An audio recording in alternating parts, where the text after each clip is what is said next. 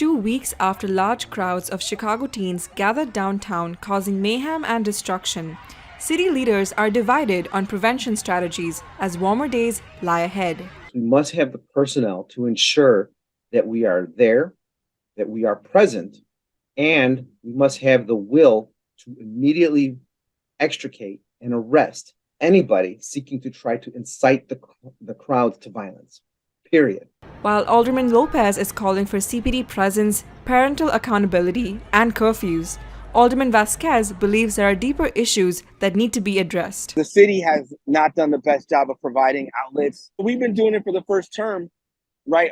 Asking for more mental health clinics, for the opportunity for kids to have more gathering spaces, right?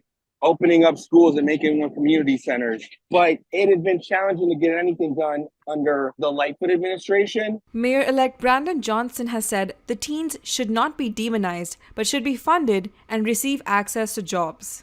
According to the 2023 Budget Overview Report, the Lightfoot administration invested $150 million in funding to youth services, including the One Summer Chicago Employment Program, which hired 20,000 Chicago teens last summer. The Department of Family and Support Services in an email said the program hired 50% of youth who were a part of at-risk populations. I know that many of my colleagues, and indeed the mayor-elect, love to call for more money, more programs, more this, that, and the other. But we have plenty. The problem is parents are not making sure that their children are participating. We just celebrated the 150th anniversary of the Chicago Public Library, talking about all of the great things that are in 77 communities, as well as 11 additional libraries throughout the city of Chicago, that I'm sure not one of those children that were out there past weekend take advantage of. We cannot force people to take advantage of programs. What we can force people to do is follow the law. Even though city leaders are divided on what needs to be done, both sides agree that CPD needs to do more. We know that there's a part that CPD has to play.